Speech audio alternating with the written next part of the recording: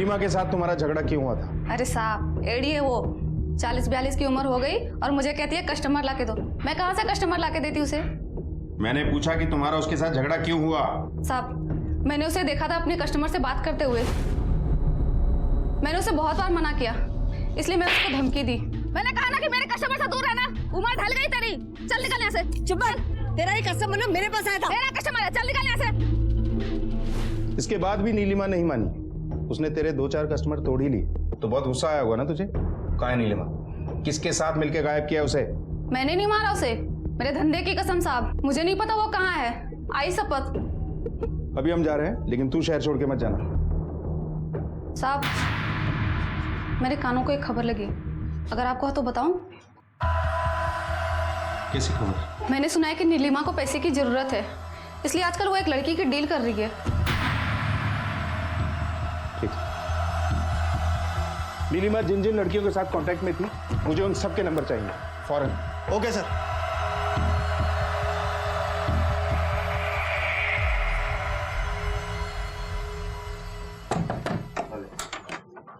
Sir, आप लोग, मेरी आई का कुछ पता चला क्या?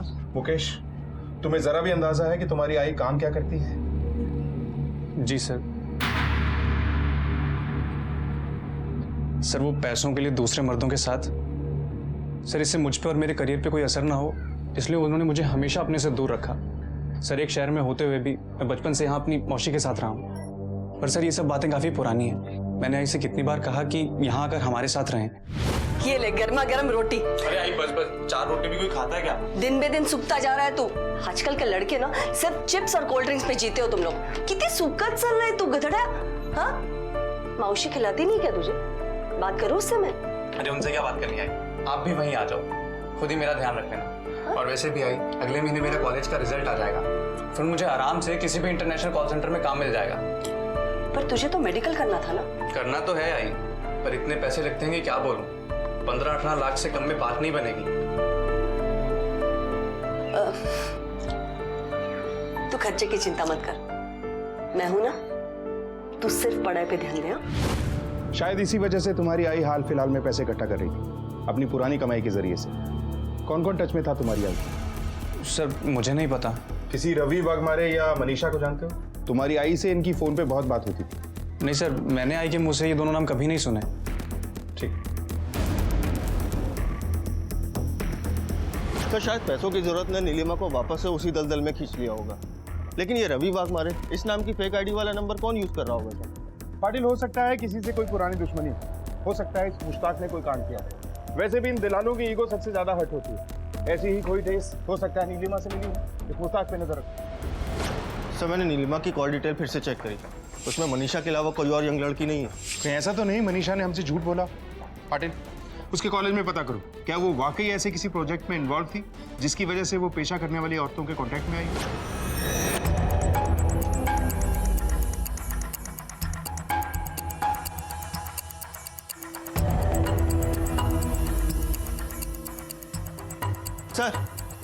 सर, मैंने कॉलेज अथॉरिटी से बात की।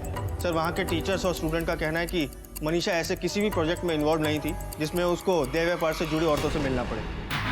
सर, इनफैक्ट वो तो रेगुलर कॉलेज भी नहीं जाती थी, कॉरेस्पॉन्डेंस के थ्रू अपनी पढ़ाई पूरी कर रही थी। पाटिल, यकीनन मनीषा ही वो लड़की थी जिसका सौदा होने वाला था। और रवि वाघमारे की फेक आईडी पे जो नंबर लिया गया उसे वो तीसरा आदमी इस्तेमाल कर रहा होगा जिसकी दिलचस्पी थी मनीषा को खरीदने में। चलो मनीषा के घर चलो। सर,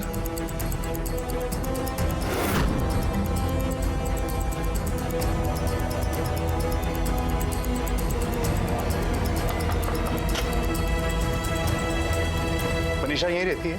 हो साहेब, काय झालं? काय मनीषा, आप माँ है उसकी? हाँ, मैं माँ हूँ उसकी। वो तो अभी ट्यूशन पढ़ाने गई है साहब। अब तक तो आ जानी चाहिए थी, पर आज शायद लेट हो गया। अच्छा, वो किन किन स्टूडेंट्स को ट्यूशन पढ़ाती है? साहब, मैंने एक डायरी में सब लिख के रखा है। मैं आंटी साहब, इसी डायरी में मैंने सब कुछ लिखा है कि वो कहाँ ट्यूशन पढ़ाने जाती है, कितने बजे जाती है। पर हुआ क्या है साहब, सब ठीक तो है ना? बताते हैं।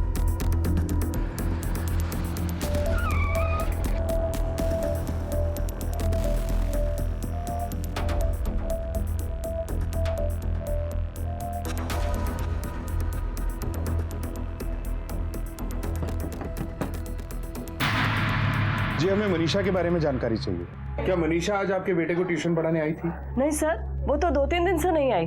जब मैंने उसको फोन किया था तो वो बोल रही थी कि वो बीमार है। अच्छा, आखिरी बार कब बात हुई थी आपकी उससे? कल ही बात हुई थी उससे सर मेरी। सर, मनीषा जिन जिन जगह ट्यूशन पढ़ाने जाती थी वहाँ उसने झूठ कह रखा था कि वो बीमार है, लेकिन उसकी माँ को यही लगता था कि वो ट्यूशन पढ़ाने जाती है।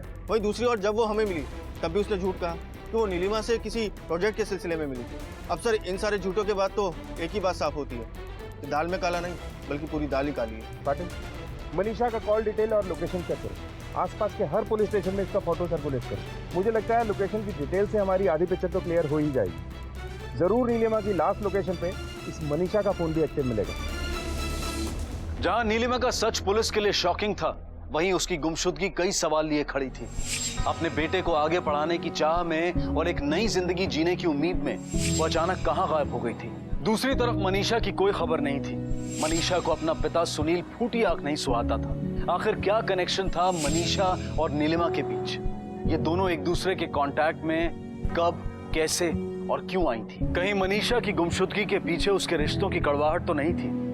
पुलिस मनीषा और नीलिमा दोनों की खोज में लगी थी। सर, आपका शक सही निकला। सर, 16 अक्टूबर को मनीषा का फोन की लोकेशन ठीक उसी खाड़ी के पास थी जहाँ पे नीलिमा के फोन की लास्ट लोकेशन थी। बट एक बात तो क्लियर है, ये नीलिमा और मनीषा के तार जुड़े हुए हैं। सर, हो सकता है पहले नीलिमा ने अपने आप को अंडरग्राउंड किया हो और उसके बाद मनीषा को किसी के हाथों बेच दिया हो।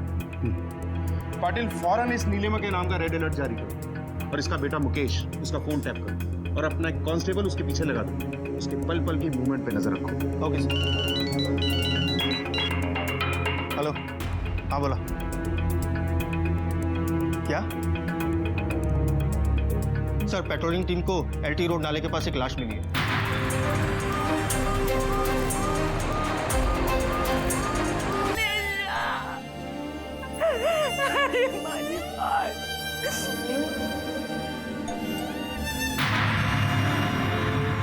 सुजाता जी, हम जानते हैं कि सवाल जवाब करने के लिए सही समय नहीं है। आपने अपनी बेटी को, लेकिन हो सकता है कि आपका एक जवाब हमें वो क्लू दे दे जिसकी वजह से आपकी बेटी के कातिल जेल की सलाखों के पीछे हो। क्या मनीषा की किसी से कोई दुश्मनी थी? या कोई ऐसा जिसे मनीषा नापसंद करती थी? क्या कभी उसने किसी नीलिमा नाम की औरत के बारे में आपको कुछ बताया? बाजी, मनीषा अपने आप में खुश रहने वाली और अपने काम से काम रखने वाली लड़की थी। पढ़ाई और ट्यूशन के अलावा उसका दिमाग कहीं चलता नहीं था। किसी से ज्यादा घुलना मिलना उसे बिल्कुल पसंद नहीं था। एक मिक्स ऑटो वाला था, उसी की रिक्शा में वो आया जाया करती थी, पर काम खत्म करते ही वो तुरंत घर आ जाती थी। सर, फिक्स रिक्शा वाला? मनीषा कहीं भी उसी के साथ आया जाया करती थी। उसका नाम अमित है। कोई और ऐसा जिसे मनीषा नापसंद करती है? सुनील, मनीषा के बाबा सुनील, उनसे मनीषा की कभी नहीं बनी। इतना जबरदस्त झगड़ा हुआ था उन दोनों में। मनीषा ने सामान के साथ सुनील को घर से बाहर कर दिया था। सुनील का तो हाथ भी उठ जाता, पर उन्होंने अपने आप को रोक दिया। ये सुनील कहाँ रहता है?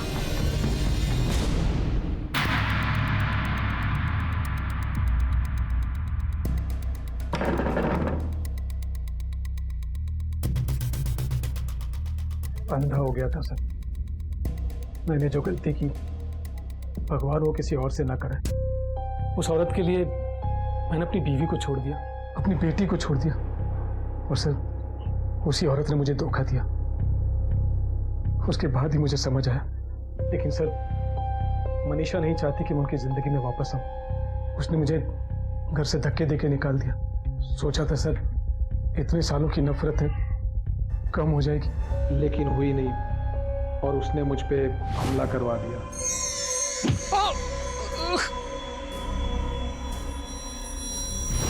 आपने हमलावर को देखा था? नहीं सर, वो हमला पीछे से हुआ था, सर पर। सर, जब आँख खुली तो मैं हॉस्पिटल में एडमिट था। और सर, जब मैंने इस बारे में मनीषा से बात की तो करके हाथ जोड़ता हूँ, पाँव पड़ता हूँ, बेटा मुझे एक मौका दे दे बेटा, मैं तुम लोगों के बिना नहीं रह सकता बेटा। अगर दोबारा मेरी आई की जिंदगी में या मेरे घर में आने की कोशिश की तो मैं पुलिस में कंप्लेंट कर दूंगी कि आपने मेरा रेप करने की कोशिश की।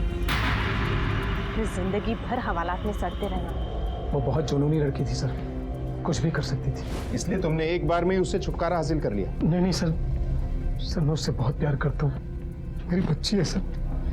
सर मैं उसे क्यों मारूंगा? और फिर सर वो गलत भी तो नहीं थी। मेरे ही पाप मेरा पीछा नहीं छोड़ रहे। चलो पुलिस ने कोई दिशा नहीं छोड़ी। सर ये सुनील तो पूरा दिवालिया हो चुका था। इसे उस घर में शेल्टर चाहिए था जो कि मनीषा के रहते पॉसिबल था नहीं। हो सकता है इसी वजह से उसने उसे अपने रास्ते से हटा दिया। पाटिल, ये सुनील मनीषा से कनेक्टेड था और मनीषा नीलिमा से। चलो मान लेते हैं कि सुनील ने ही मनीषा का कत्ल किया, फिर नीलिमा कहाँ है? उसकी लास्ट फोन लोकेशन से भी हमारे हाथ में कुछ नहीं लगा। इस सुनील की कॉल और लोकेशन डिटेल्स निकालो, इस पे अच्छे से नजर रखो। इसकी दिनचर्या क्या है, कहाँ जाता है, किस किस से मिलता है, इसके हर मूवमेंट को ट्रैक करो।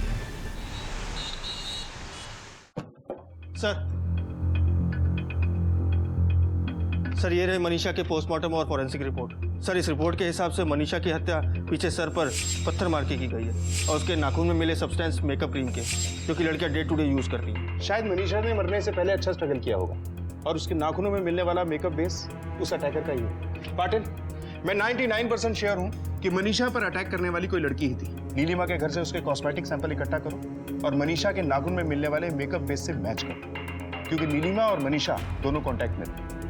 और उस रवि वाघमारे की कुछ लीड? नहीं सर। और वो ऑटो ड्राइवर जिसके साथ मनीषा आती जाती थी, उसका कुछ पता चला?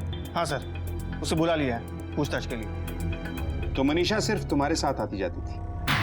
जी सर, कभी घर कभी ट्यूशन। उनको जब भी ऑटो की ज़रूरत होती थी वो मुझे फ़ोन कर देती थी। मैं उनको वहाँ से पिकअप करके उनको जहाँ जाना था वहाँ ड्रॉप कर देता था। सिर्फ तुम्हारे साथ ही आती जाती थी? तो कभी उसकी किसी से कोई ऐसी झड़प हुई जिसकी वजह से कोई उसे जान से मार दे? सर गुस्सा तो उनके नाक पर ही रहता था, पर लड़की बुरी नहीं थी बेचारी। अरे वाह, तो तुमने बीएमएस किया हुआ है, फिर तुम ये रिक्शा क्यों चला रहे हो? मैडम मेरे आगे पीछे कोई नहीं है, ना माँ बाप ना कोई और। अपना बिजनेस स्टार्ट करना चाहता हूँ, उसी के लिए पैसे जमा कर रहा हूँ। अरे पर इतनी अच्छी डिग्री के साथ तुम कोई अच्छी खासी नौकरी भी तो कर सकते हो, ये रिक्शा चलाने की क्या जरूरत है? वो क्या है ना मैडम, अपने देश में केवल 3 चीजें चलती हैं, अनशन, रिजर्वेशन और डोनेशन। और इन तीनों चीजों के लिए ना मेरे पास औकात है और ना किस्मत। अपनी किस्मत तो इन 3 पहियों पर है, रोज चलाओ रोज कमाओ। इसके लिए ना औकात लगती है ना किस्मत। आप देखिएगा मैडम जी, बहुत जल्दी मैं अपना बिजनेस शुरू करूंगा। That's great. अगर कोई हेल्प की जरूरत पड़ी तो जरूर बता देना। सर वैसे तो किसी के घर की बात ऐसे बतानी नहीं चाहिए, लेकिन पिछले कुछ दिनों से जब भी वो अपनी माँ से फोन पे बात करती थी, अपने पिताजी को लेके बहुत परेशान लगती थी। आई तो फिर से वो लेके बैठ गई। आई मैं तुझे दोबारा बता रही हूँ, वो मेरा बाप नहीं है। क्या हुआ मैडम, कुछ प्रॉब्लम है क्या? तुम अपने काम से काम रखो, वरना मैं दूसरा ऑटो कर लूंगी। अच्छा, तुमने कभी मनीषा को गोराई खाड़ी के आसपास छोड़ा या कभी आना जाना हुआ? नहीं सर, गोराई खाड़ी के पास तो कभी जाना नहीं हुआ। उनके सारे ट्यूशंस लिंक रोड या एसपी रोड पे ही थे। ठीक है, तुम जा सकते हो। जरूरत पड़ेगी तो दोबारा बुलाएंगे। ठीक है सर। ये इम्पॉसिबल है सर, मेरी आई कुछ गलत नहीं कर सकती। सर वो तो बहुत अच्छी है, उन्होंने मेरे लिए जो सेक्रीफाइसेस किए ना, मैं उन्हें कभी नहीं भूल सकता। सर मुझे पाला पोसा बड़ा किया, कभी कोई कमी नहीं छोड़ी सर। कहीं ऐसा तो नहीं कि तुम्हारी पढ़ाई पे होने वाले खर्च को निकालने का शॉर्टकट तरीका उनका? लड़की के बदले बहुत बड़ी रकम मिलने वाली थी उन्हें। नहीं सर, वो तो खुद इस दलदल से निकलने की दिन रात कोशिश कर रही थी। वो भला किसी को इस दलदल में क्यों डाले सर? तो उन्होंने मनीषा को क्यों मारा? मैं नहीं मानता कि मेरी आई ने किसी का खून किया है। सर वो ऐसा नहीं कर सकते। हेलो, हाँ बोला। ठीक सर, तुम बैठो। तू खर्चे की चिंता मत कर, मैं हूं ना, तू सिर्फ पढ़ाई पे ध्यान दे। सर नीलिमा की पोस्टमार्टम रिपोर्ट। सर इस पोस्टमार्टम रिपोर्ट के हिसाब से मौत 10 से 12 दिन पहले हुई थी, यानी कि जिस दिन वो गायब हुई थी उस दिन से।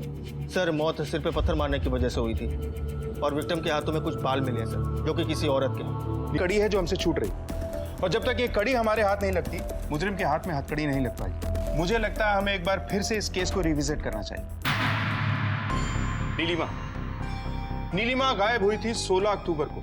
इसके साथ जुड़े थे मुश्ताक और राखी। और एक फेक आईडी जो रवि वाघमारे के नाम से ली गई। मनीषा की लाश हमको मिलती है 31 अक्टूबर को। मनीषा का खून किसने किया, यह अभी तक एक सवाल है। और मनीषा की जिंदगी में कौन था? मनीषा को नफरत थी अपने पापा सुनील से, और सुनील का नीलिमा से कोई रिलेशन नहीं। पॉसिबल है सर। ये तो क्लियर है कि मनीषा ने ही नीलिमा को मारा, और नीलिमा के हाथ में मनीषा के बाल इन दोनों के बीच हुई झड़प के दौरान आए हों, और मनीषा ने खुद को बचाने के लिए नीलिमा को मारा होगा। पॉसिबल है सर। फिर कुछ दिनों बाद किसी ने मनीषा को मार डाला, और मनीषा के नाखूनों में जो मेकअप क्रीम मिली वो नीलिमा की मेकअप क्रीम से मैच करती है। अब नीलिमा मनीषा को नहीं मार सकती क्योंकि नीलिमा खुद कुछ दिन पहले मर चुकी है। एक बात तो कंफर्म है सर, कातिल कोई भी है वो औरत, क्योंकि हमें मनीषा के नाखून से क्रीम मिली। 2 फीमेल विक्टिम्स हैं और 2 फीमेल किलर्स। पाटिल, रवि वाघमारी की फेक आईडी से लिया गया वो नंबर जिससे नीलिमा की अक्सर बात हुआ करती थी, वो जिस सेल फोन से यूज होता था उसमें कोई नया नंबर एक्टिव हुआ? नहीं सर। पाटिल, उस नंबर की डिटेल्स एक बार फिर से चेक करो। उस नंबर से किन किन लोगों से बात हुई, किस किस लोकेशन पे वो एक्टिव था, सब चेक करो।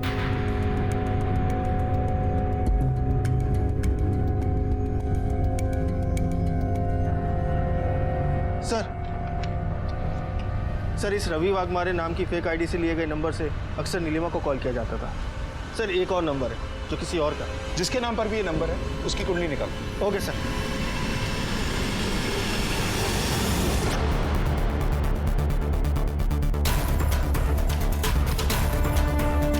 रिया राजपूत कौन है? वो रिया। क्या हो? यस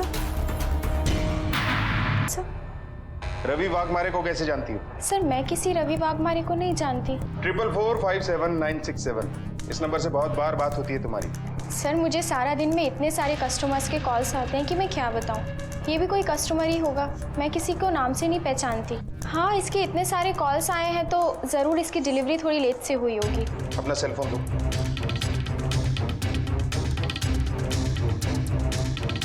सर नंबर सेव नहीं है। ठीक है सर, अगर कोई और केस होता तो मैं इस बात पे गौर नहीं करता। हालांकि मनीषा के कातिल का क्लू भी हमें मनीषा के नाखून में मिले मेकअप क्रीम से मिला है। सर इस रिया ने भी काफी मेकअप किया हुआ है। सर हो ना हो इस रिया का कुछ तो लेने देना है इस केस से। मुझे इस रिया के पिछले 3 महीने के कॉल रिकॉर्ड्स और लोकेशन डिटेल्स चाहिए। देखते हैं कि 31 अक्टूबर के दिन, जिस दिन हमें मनीषा की लाश मिली, इस रिया के सेल की लोकेशन क्या थी? Okay sir. हेलो सुनो, तुम मुझे आधे घंटे में आके मिलो। नहीं मुझे कुछ अर्जेंट बात करनी है। हाँ जल्दी आओ। सर रिया की डिटेल मिलने के बाद केस आईने की तरह साफ हो चुका है। 31 अक्टूबर को मनीषा का फोन जिस लोकेशन पर एक्टिव था और उसका मर्डर हुआ था, ठीक उसी जगह उसी वक्त रिया का फोन भी एक्टिव था। फौरन इस रिया को अरेस्ट करते हैं।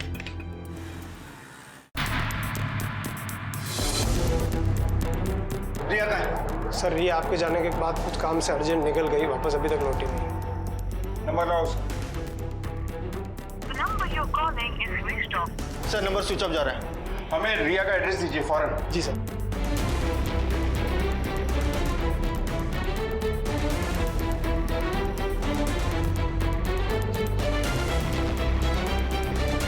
कौन सा घर है? सर ये वाला। सर रिया तो थोड़ी देर पहले ही घर से निकली है। अरे तू कहाँ जा रही है? मौसी की, उनकी तबीयत ठीक नहीं है। कहाँ रहती है उसकी मौसी? सर हम दोनों 2 साल से एक साथ ही रहते हैं। मुझे बस इतना पता है कि वो अनाथ है और तलाकशुदा है। मुझे कभी उसने अपने मुंह से नहीं बोला कि इसका कोई यहाँ रिलेटिव या रिश्तेदार यहाँ रहता है। कितना वक्त हुआ उसे निकले हुए? आधे घंटे से ऊपर हुआ सर। चलो।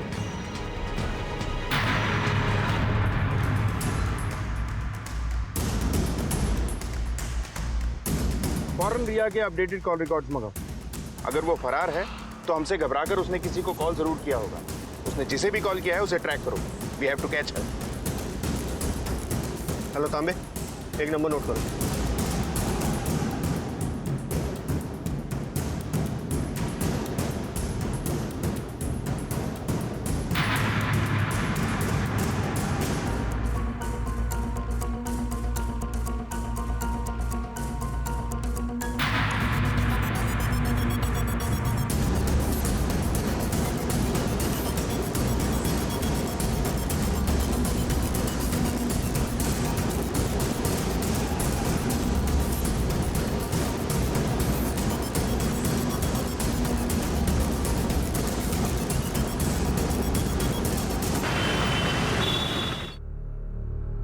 कंप्लेंट लिखानी है? सर मुझे मेरी आई की मिसिंग कंप्लेंट लिखानी है। क्या नाम है तुम्हारी आई का? सर नीलिमा मोरे। उम्र? सर 40 साल। कोई फोटो लाए हो? जी सर।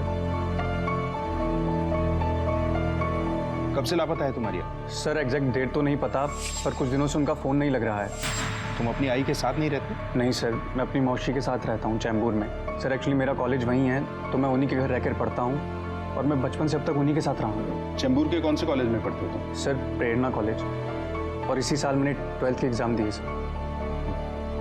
आई से आखिरी बार बात कब हुई थी? सर वैसे तो हमारी हर रोज़ बात होती रहती थी, लेकिन पिछले दिनों हमारी बातचीत काफ़ी कम हो पा रही थी। सर मैंने 2-3 दिन पहले आई को फ़ोन किया तो उनका नंबर अनरीचेबल था। क्या हुआ, फोन नहीं लगा? देखो ना मौसी, आज 3 दिन हो गए, आई का फ़ोन अभी भी स्विच ऑफ आ रहा है। मैं ऐसा करता हूँ, आई को देख के आता हूँ। हो बड़ा जा। सर एक्चुअली मैं मेडिकल की तैयारी कर रहा हूँ, तो पढ़ाई और कोचिंग के चक्कर में बिजी रहता हूँ। आज मेरी छुट्टी थी तो सोचा आकर आई से मिल लूँ। जब आया तो देखा सर घर पे ताला लगा था। मैंने आई के पड़ोसियों से पूछा, आपने मेरी आई को कहीं देखा क्या?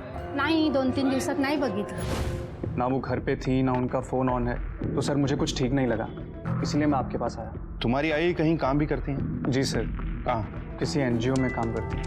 तुम जानते हो उस एनजीओ के बारे में? सर मैंने कभी पूछा ही नहीं उनसे। ठीक है, फिलहाल तुम जाओ। जैसे ही तुम्हारी आई के बारे में कुछ पता चलेगा हम तुम्हें बताएंगे। कामले? जी सर। इनकी कंप्लेंट लिखो। सर। पाटिल सर, नीलिमा का फोटो आसपास के हर पुलिस स्टेशन में सर्कुलेट करो। इसके कॉल रिकॉर्ड्स और लोकेशन डिटेल भी मंगवाओ, और जिस एनजीओ के लिए काम करती है उसके बारे में पता करो। Okay sir.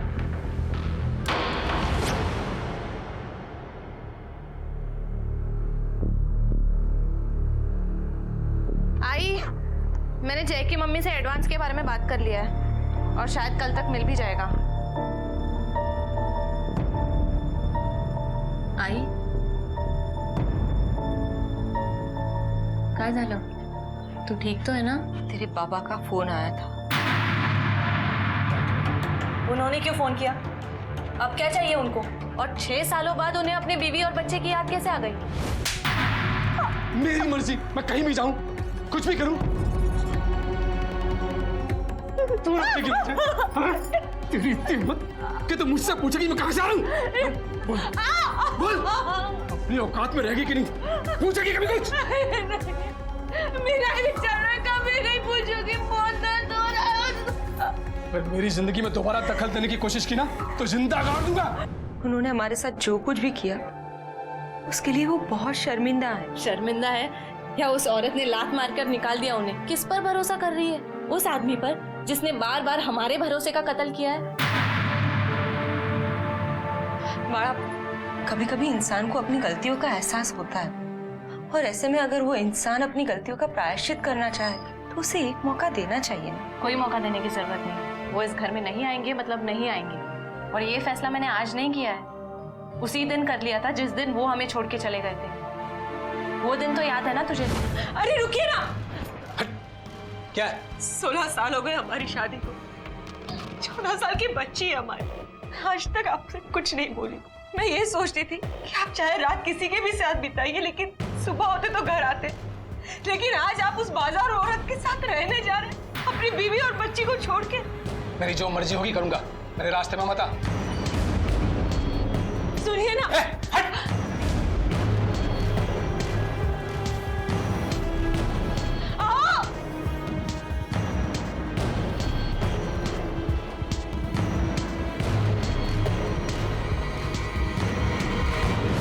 इतने साल बाहर रहने के बाद उन्हें भी तो समझ में आया होगा ना कि अपना परिवार ही आखिर अपना होता है। कोई अगर तुझे कह देना कि ताजमहल आगरा में नहीं मुंबई में है तो यकीन कर लेना, लेकिन इंसान की फितरत बदल गई है, इस पर कभी यकीन मत करना। भगवान, आई मैंने फैसला कर लिया है ना, वो इस घर में नहीं आएंगे मतलब नहीं आएंगे। फिर चाहे वो बिगड़ जाए, सुधर जाए, जिंदा रहे या मर जाए।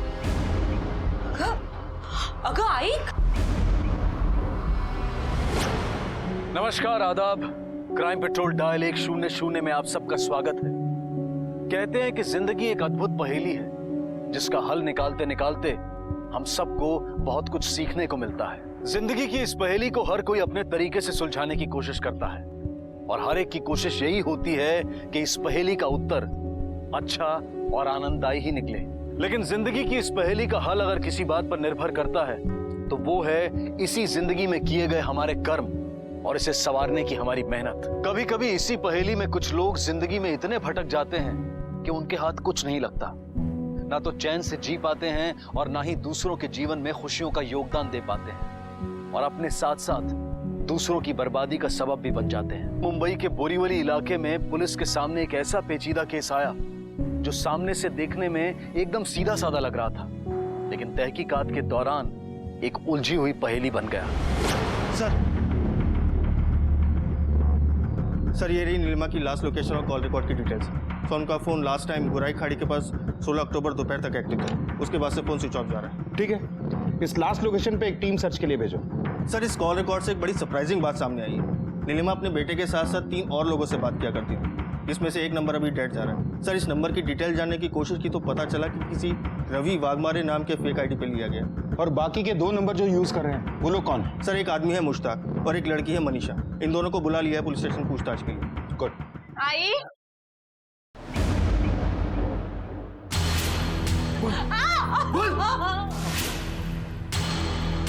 इतने बेशरम किस्म के इंसान निकले आप तो।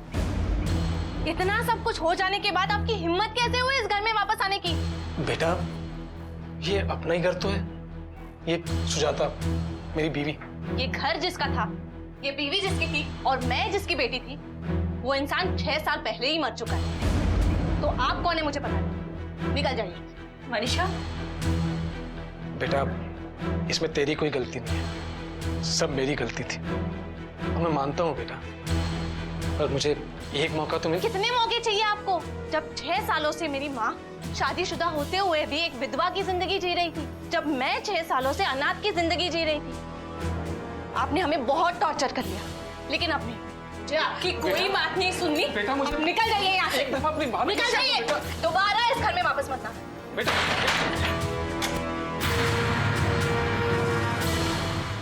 साहब इसको तो मैं अच्छी तरह से जानता हूँ साहब, ये तो नीलिमा है, ये वो बोरीली चाल है ना, वहाँ पे रहती है। ये तो हम भी जानते हैं कि तू इसे जानता है, दिन में 36 बार कॉल करती थी तुझे।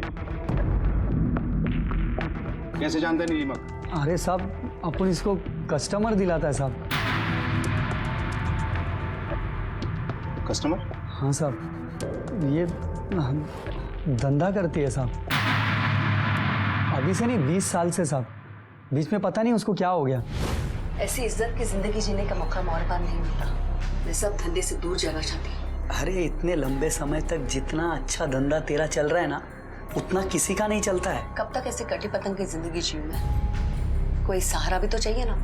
हाँ, एक बार धोखा हुआ था, क्योंकि उस आदमी ने मेरे बेटे मुकेश को अपना नाम देने से इनकार किया। लेकिन इस बार एक बढ़िया मौका मिला है मुझे सब कुछ सुधारने का, एक सुकून की जिंदगी जीने का, एक नई जिंदगी। अरे लेकिन नीलिमा, मैं कस्टमर लोगों को क्या जवाब दूंगा? हाँ, एक बार सोच ले। सोच लिया तो निकल यहाँ से मुश्ताक। साहब उसके बाद उसने मेरा फ़ोन उठाना ही बंद कर दिया साहब, और फिर मैंने भी कस्टमर लोगों को मना कर दिया। पता नहीं किस रात के प्यार ने पूरे धंधे की एक रात में वाट लगा दी साहब। फिर उसके प्यार ने हवा दे दिया साहब। उसके बाद उसने मुझे सामने से फ़ोन किया। मुश्ताक कस्टमर दिला देना। खा गई ना धोखा, तभी बोला तो सुनी नहीं। अब मैं कहाँ से लाऊं कस्टमर? तक लेकिन मुझे पैसों की बहुत जरूरत है, कुछ कर देना मुश्ताक। अगर होगा तो बताता हूँ मैं, ठीक है? आखिरी कस्टमर कौन? मुझे नहीं मालूम साहब, और इस उम्र में उसको कौन कस्टमर ला के देगा साहब? अच्छा, उसने कभी ये बताया कि उसे पैसों की जरूरत क्यों थी? नहीं साहब, अपन सब इस पचड़े में नहीं पड़ता ना साहब। किसी रवि वाघमारे को जानता है? नहीं साहब, ऐसा नाम तो मैंने कभी सुना ही नहीं। सच बोल रहा है? सही में साहब। चल निकल।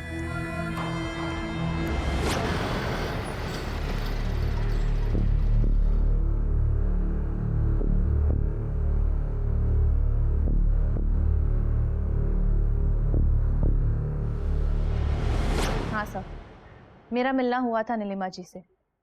एक्चुअली मेरे कॉलेज का प्रोजेक्ट था, जिसकी वजह से मैं ऐसी औरतों का इंटरव्यू कर रही थी जो पैसों के लिए कॉम्प्रोमाइज़ करती हूँ, उनके बारे में जान रही थी, ताकि मैं अपना प्रोजेक्ट कंप्लीट कर पाऊँ, एक रिसर्च टाइप। अपनी रिसर्च के दौरान जब आप नीलिमा के साथ थी, तब आपको ऐसा लगा कि उन्हें कोई परेशान कर रहा है, या उन्होंने कभी खुद जिक्र किया हो कि उन्हें अपनी जान का किसी से खतरा है? नहीं सर, ना ही मुझे ऐसा लगा और ना ही उन्होंने शेयर किया मेरे साथ। इनफैक्ट जब मैं उनसे मिली तब उन्होंने ये काम छोड़ दिया था। वो किसी एनजीओ के लिए काम कर रही थी, कोई एनजीओ जो फीमेल वेलफेयर के लिए काम करता है। अच्छा, किसी रवि वाघमारे के बारे में सुना आपने? नहीं सर, ऐसा तो कोई नाम नहीं सुना। Okay, thanks for coming. आप जा सकते। Thank you sir. सर मुझे लगता है धंधे में वापस आने की बात नीलिमा सबसे छुपा रही थी। मुश्ताक उसे कस्टमर दे नहीं रहा था, तो हो सकता है नीलिमा कस्टमर्स को डायरेक्ट अप्रोच कर रही हो। पाटिल, हो सकता है ये रवि नाम का नंबर इसी दौरान नीलिमा के कांटेक्ट में आया। गोराई खाड़ी के आसपास के लॉज और होटल में पता करो। हो सकता है नीलिमा किसी कस्टमर के साथ वहां गई। Okay sir.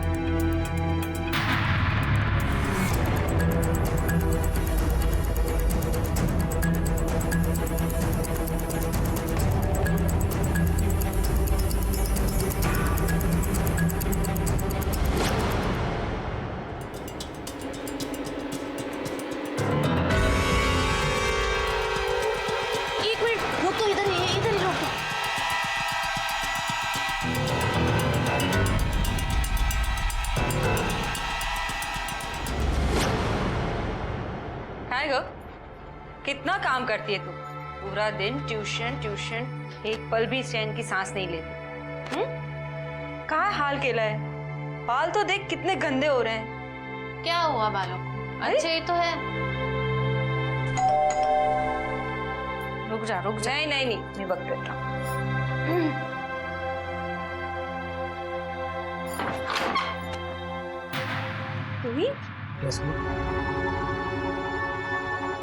अरे प्रॉब्लम क्या है आपकी? क्यों बार बार यहाँ चले आ जाते हो? चाहिए क्या आपको? मुझे मेरा परिवार वापस चाहिए बेटा। कौन सा परिवार?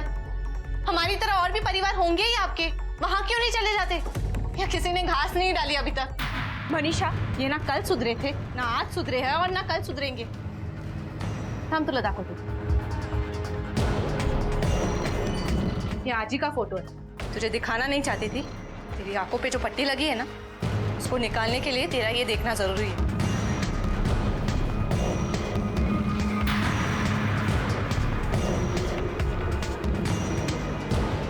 अरे बेटा, ये तुम्हें गलत लग रहा है? ये तो मैं बेटा वो चुप, कहीं बोलू ना। दोबारा इस घर के या मेरे माँ के आसपास भी दिखे ना तो जान से मार दूं। मनीषा!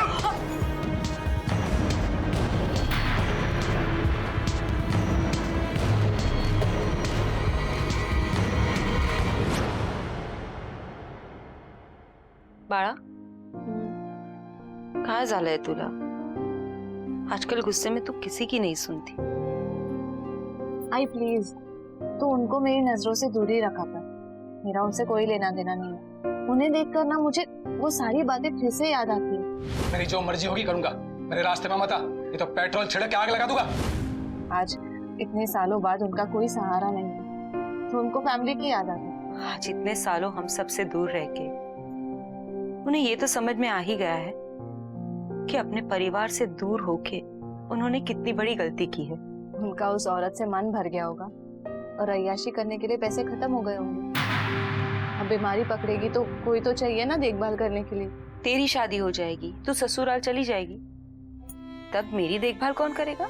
मैं, और कौन करेगा? मतलब अपने ससुराल में रह के तू मेरी देखभाल कैसे करेगी? मैं उसी लड़के से शादी करूंगी जो तुझे भी माँ सम्मान प्यार देगा, तेरी भी उतनी ही केयर करेगा और हम दोनों को कभी अलग नहीं करेगा। क्या हुआ? अरे क्या हुआ? क्या बताइए तो।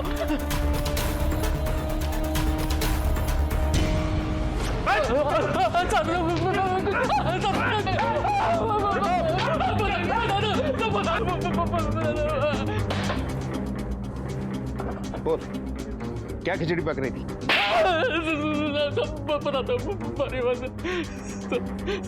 मनीषा मेरी गर्लफ्रेंड थी। तो इस तरह फायदा उठा रहा था खुद के पढ़े लिखे होने का?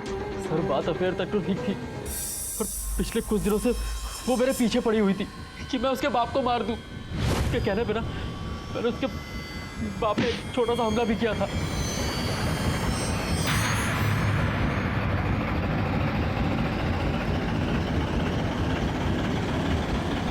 सर, अमित और मैं पिछले 3 महीनों से रिलेशनशिप में थे। हम दोनों ने तय किया था कि हम शादी करेंगे, लेकिन वो मनीषा अमित को बहुत परेशान कर रही थी। उसके पीछे हाथ धोकर पड़ी थी, उसे पाना चाहती थी। इनफैक्ट मैंने मनीषा को समझाया भी, लेकिन वो समझी ही नहीं। अमित, तुम इसे बताओ तुम मुझसे कितना प्यार करते हो और हमारी शादी होने वाली है। अमित बोलो ना इसे जाने के लिए, कौन है ये और हमारे बीच में क्यों आ रही है? तुम बोलो इसे। मैं बीच में नहीं आ रही, तू बीच में आ रही है। अमित सिर्फ मेरा है। अब चुपचाप पतली गली से निकल ले, वरना ऐसा हाल करूंगी ना तो याद रखेगी, समझी? तू क्या करती है? मैं तुझे दिखाती हूँ।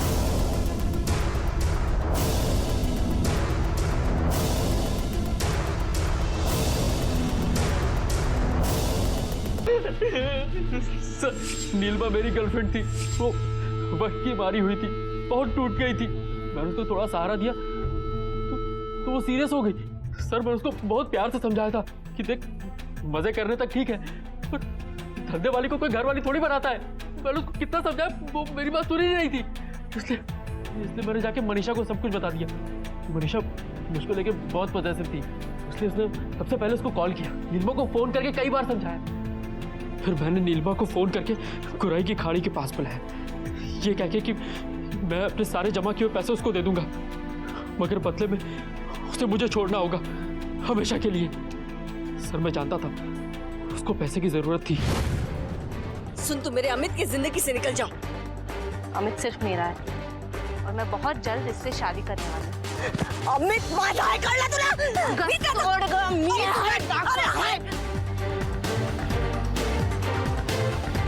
अब तुम्हें मेरा काम करना होगा, मेरे बाप को मारना होगा।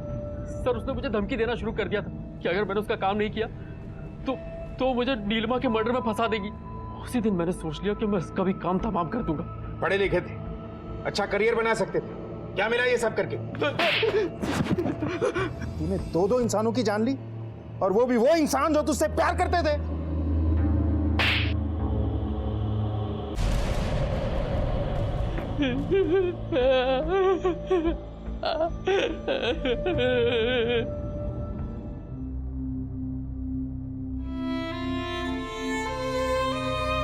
ठीक है, तुझ्यासाठी। कितनी सुंदर साड़ी है, बहुत महंगी होगी ना? इतना पैसा क्यों खर्च किया? तूने जिंदगी में बहुत कुछ देखा और सहा है, तब तो मैं कुछ कर नहीं पाई, लेकिन अब मैं तुझे वो सारी खुशियां देना चाहती हूँ जो तू डिजर्व करती है। जिंदगी की पहेली को सुलझाने में जिंदगी ही बर्बाद कर ली। दुनिया की सबसे जटिल और रहस्यमय रचना है इंसानी दिमाग। इसकी असीम क्षमता और ताकत इसे अनोखा तो बनाती है, लेकिन कभी कभी ये दिमाग दहशत का कारण भी बनता है। हम क्या चाहते हैं, क्या सोचते हैं, क्या करने वाले हैं, ये सब हमारे काबू में है। इसकी चाबी हमारे शरीर के उसी हिस्से में होती है जिसका नियंत्रण अगर हमारे हाथ में ठीक से हो तो ही ये फैसले सही तरीके से लिए जा सकते हैं। और अगर हम इस पर काबू ना रख पाए तो तकलीफ सिर्फ हमें नहीं, हमारे परिवार वालों, हमारे आसपास के लोगों और हमारे चाहने वालों को भी होती है। ऑटो चालक अमित कदम एक ऐसी मनोवृत्ति का शिकार था जहां उसे अपनी अहमियत के आगे इंसानी मूल्य भी छोटे लगने लगे थे। नीलिमा कभी इस नर्क में नहीं फंसना चाहती थी, लेकिन अपने बच्चे की खुशी और उसके उज्जवल भविष्य के लिए वो इस नर्क से गुजरने को तैयार हुई। दूसरी तरफ पिता से बदले की आग में मनीषा खुद जलकर खाक हो गई, और अपनी बेटी को खोने के बाद उसकी मां सुजाता के आंसू अब भी नहीं थमे हैं। याद रखें कि गलत मकसद से चुना गया रास्ता हमें गलत मंजिल तक ही ले जाता है, और वो मंजिल एक ऐसी मंजिल होती है जिसके आगे जिंदगी दम तोड़ देती है। इसी विचार के साथ अब मैं अनूप सोनी आपसे विदा लेता हूं। फिर मुलाकात होगी अगले एपिसोड में एक और चौंका देने वाले केस के साथ। तब तक अपना और अपने परिवार का ख्याल रखें और देखते रहें क्राइम पेट्रोल डायल 100। सबक एक को, सीख हम सबको। जय हिंद।